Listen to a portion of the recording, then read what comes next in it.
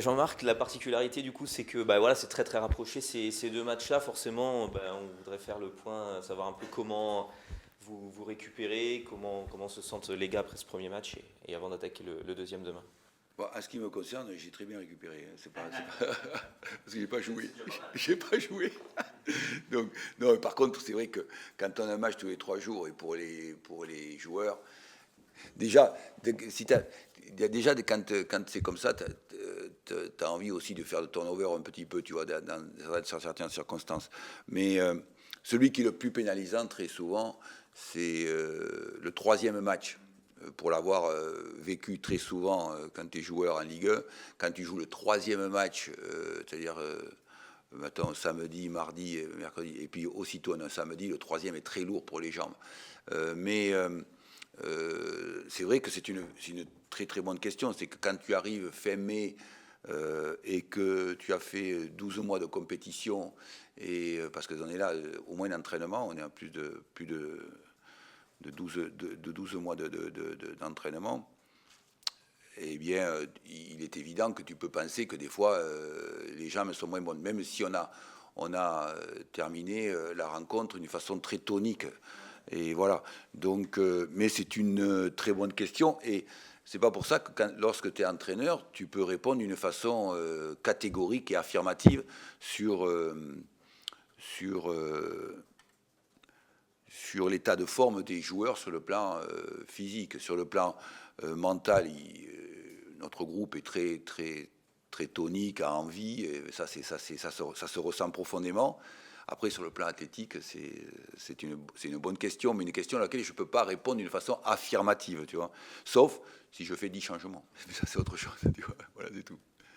Est-ce que ça rentrera en ligne de compte sur la gestion aussi du match? Voilà, il y a toujours les 5 changements possibles. Éventuellement, il peut y avoir une prolongation. On ne sait pas. Il y a un adversaire qui a une richesse de banc de Ligue Oui. 1, contrairement à une Ligue 2. Voilà, est-ce que dans la gestion du match, ça fera partie un peu des paramètres aussi? Oui, dans la gestion du match, enfin, ça fait partie des paramètres, mais euh, je dois reconnaître que notre palette n'est pas très très large et très très développée. Donc ça c'est un peu, et comment quelque part tu fais confiance à tes quelque part 12, 13, 14 garçons. C'est un peu pour ma part.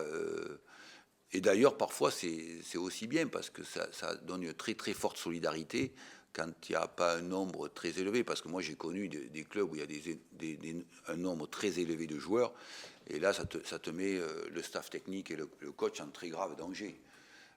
Tandis que là, il y a une solidarité. Maintenant, c'est vrai que la palette de choix n'est pas très très très élevée. Vous en êtes parfaitement conscient et vous savez quel est le groupe, quoi. Voilà. Est-ce que l'égalisation en fin de match, là, vous sentez que ça a mis un gros coup de boost, s'ils en avaient besoin, à vos joueurs pour être surfer encore plus sur une dynamique positive? Bon, si ça avait été que de moi, j'aurais bien gagné 5-0. Comme ça, t'es tranquille. Non, mais euh,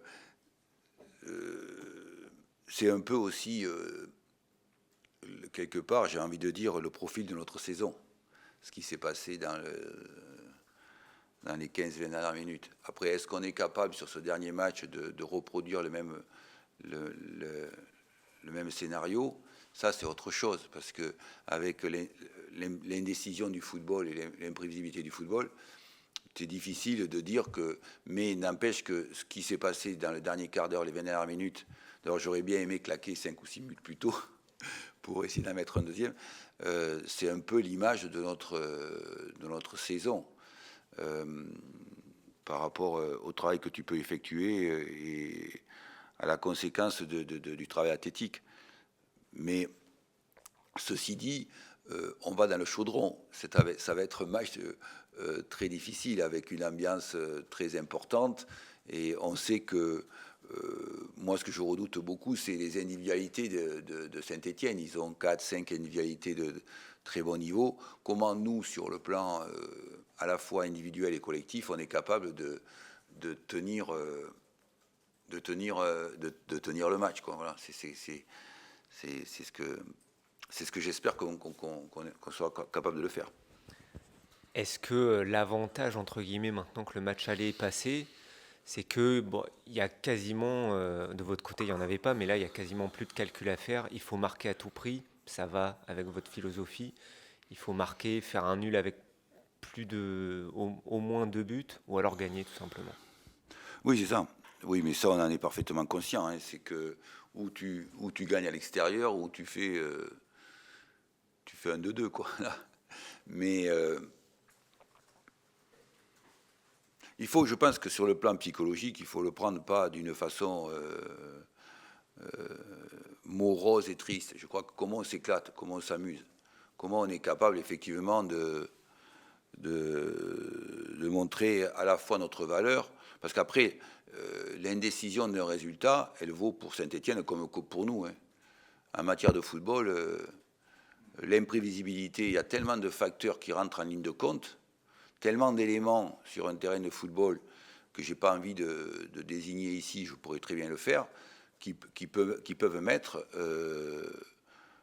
un résultat voilà, ou favorable ou défavorable. Il y a tellement d'éléments très importants. Mais c'est ce qui est très très important, c'est comment on est quelque part, moi c'est toujours ce que j'ai dit à mes joueurs, comment on est capable effectivement d'afficher nos qualités collectives et si possible individuelles si on n'est pas trop fatigué. Voilà. Et quelque part, pour rebondir sur la question de Nicolas, c'est vrai qu'on a l'impression que ça vous va bien finalement de devoir aller chercher un résultat, de ne pas être dans la gestion comme Saint-Étienne peut l'être. Saint-Étienne peut être un peu pris quand même entre deux feux parce qu'au coup d'envoi, ils sont en Ligue 1. Donc c'est un peu différent. On a l'impression que vous avez toujours chassé cette saison. Là encore, il faut aller chercher un résultat et ça correspond un peu à votre mentalité offensive et d'aller chercher l'adversaire, quoi. Oui, oui. Même si eux, ils sont très bons en contre, parce qu'ils ont une équipe, ils ont été tous cette saison, comme beaucoup d'équipes, très forts en contre. C'est le format type du football français, comment tu es bon en contre-attaque.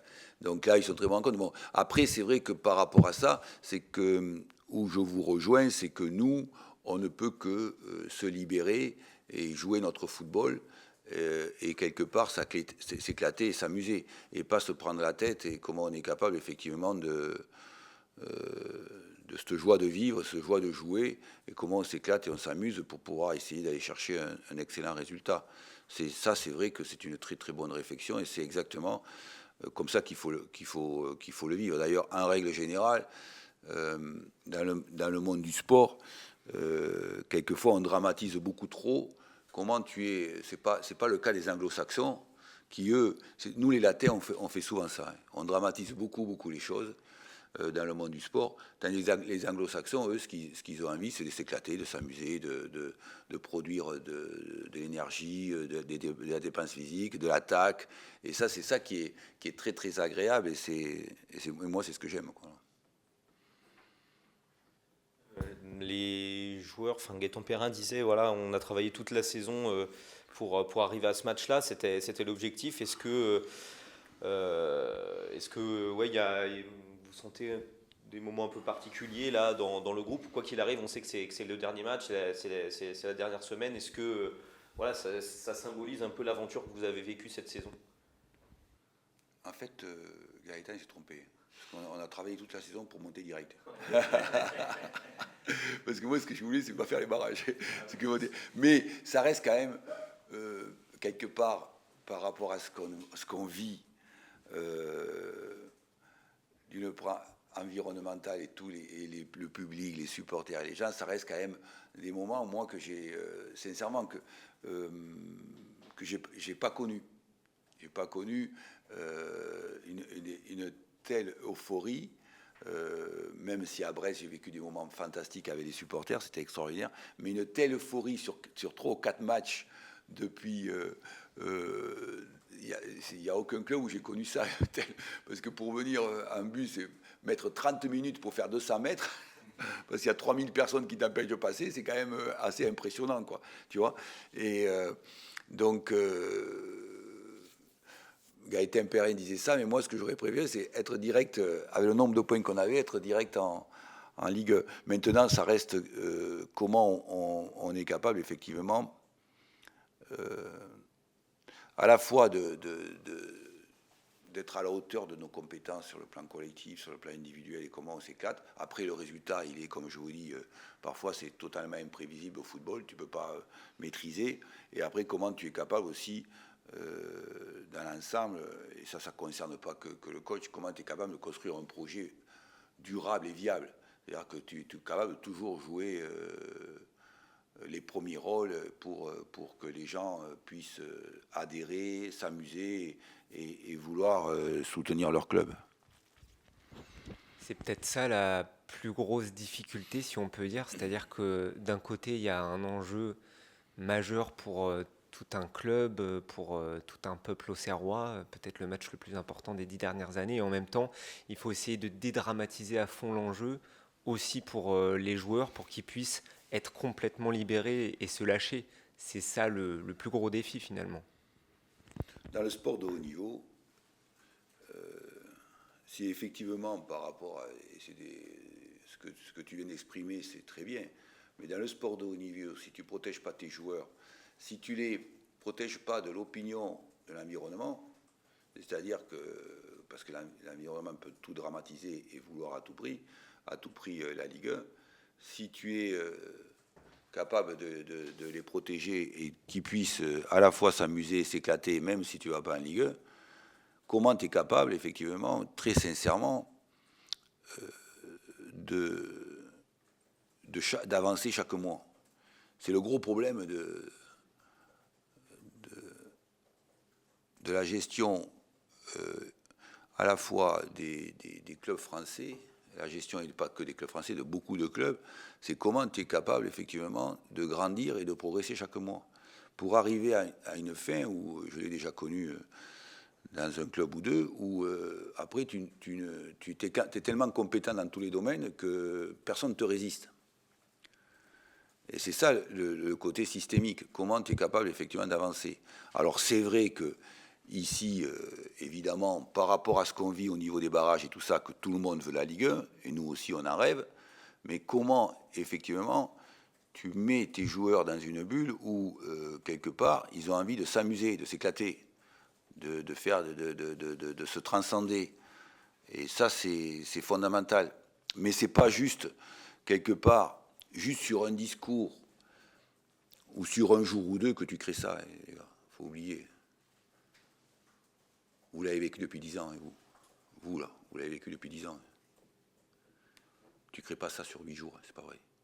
Tu crées ça sur de nombreux mois. C'est comme dans une entreprise, dans n'importe quelle entreprise. Un système, tu le construis sur de nombreux mois et de nombreuses années. C'est ce qu'on a oublié, parce qu'on veut toujours tout d'une façon très rapide et ultra rapide. Alors que le football représente complètement la complexité de la vie. Donc c'est comment tu es capable, effectivement, sur le plan de tous les systèmes, de grandir chaque semaine, chaque mois, pour arriver à être supérieur à l'ensemble des concurrents. Voilà, c'est tout. Mais là, ce qui est aussi très important, c'est depuis 12 mois, quelle mentalité on a mis dans la tête des joueurs. Et c'est ce que je leur dis souvent, c'est que, voilà, amusez-vous, éclatez-vous. Comment on montre notre solidarité, comment on montre l'envie et aussi nos valeurs qui nous définissent depuis 12 mois. Voilà. Depuis 3 ans, pardon. Un petit mot sur le Chaudron. Vous y avez joué en tant que joueur, vous avez entraîné aussi sur le banc adverse. Décrivez-nous un petit peu ce à quoi ça pourra ressembler là, pour les joueurs dimanche. Ah ben là, c'est aussi, il va falloir, c'est ça aussi pour les joueurs, c'est qu'il y avoir une ambiance fantastique, phénoménale, parce que c'est comme ça le Chaudron Saint-Étienne. Moi, j'ai joué quand j'avais 20 ans. Le mec qui faisait finale de Coupe d'Europe, tu jouais Larquet, Sinaguel, Bâtonnet, Lopez, oh maman, c'était chaud. Hein. C'est compliqué. Et donc, non, c'est une ambiance fabuleuse et très intéressante. Mais c'est surtout qu'est-ce qu'on vit sur le terrain. C'est-à-dire que tu peux aussi avoir des ambiances fantastiques, mais c'est aussi qu'est-ce qui se passe sur le terrain, comment tu es capable, quelque part,